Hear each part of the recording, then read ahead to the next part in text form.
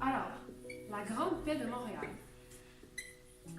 Comme vous en doutez sûrement, c'est un traité de paix qui a été signé à Montréal par les Français et les Iroquois. En quelle année? Est-ce que quelqu'un le sait? Anne-Sophie! Va l'écrire.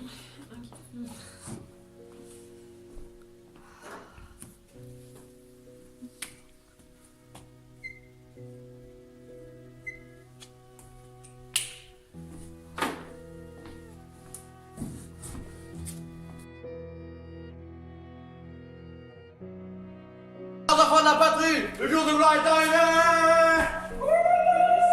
Ah!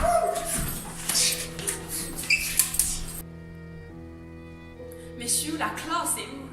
Ça ressemble à une guerre franco-iroquoise, ça. Mais pourquoi ils sont habillés aussi bizarrement? Mais ça veut dire que je suis remontée entre 1609 et 1696.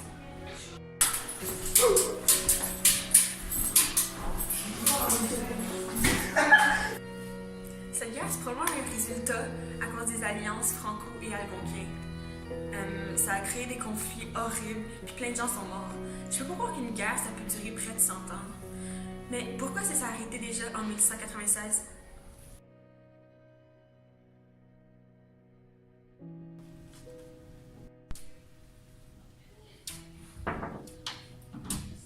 Monsieur Frontenac, Martin, nous avons démoli les villages et les aires de nourriture des Iroquois. ceci est une excellente nouvelle, mais quelles seront les conséquences? Les conséquences sont que les attaques des Iroquois vont cesser en Nouvelle-France. Que Dieu soit loué!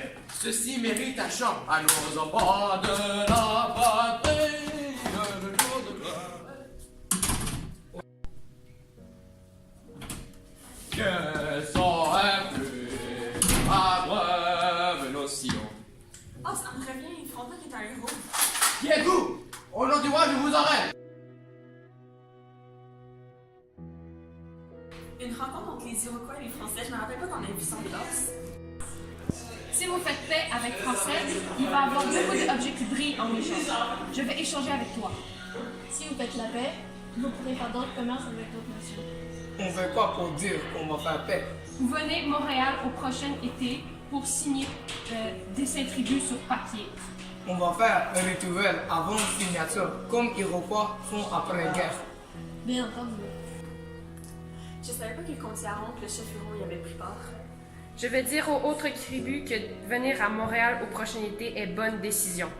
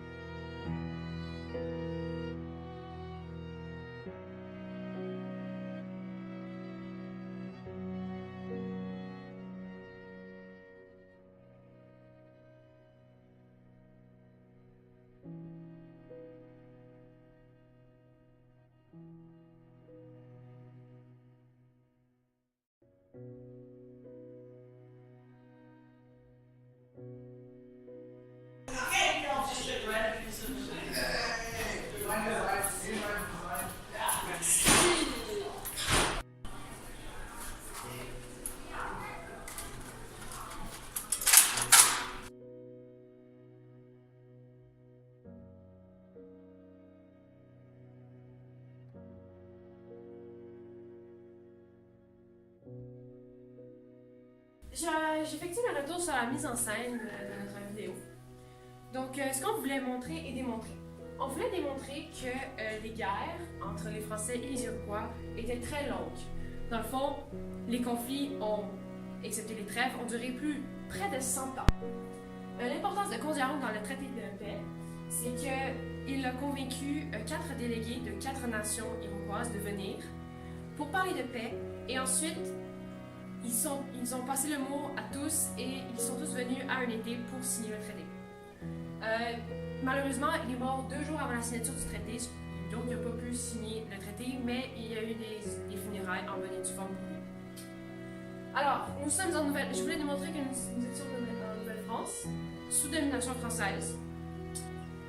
Nous voulions démontrer qu'avant le traité de paix, le commerce était moyennement bien et que les relations avec les Iroquois étaient très mauvaises.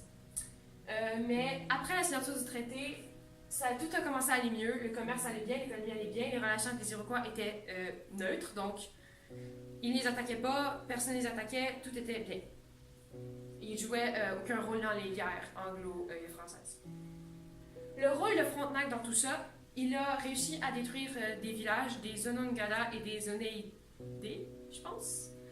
Oneida. En tout cas.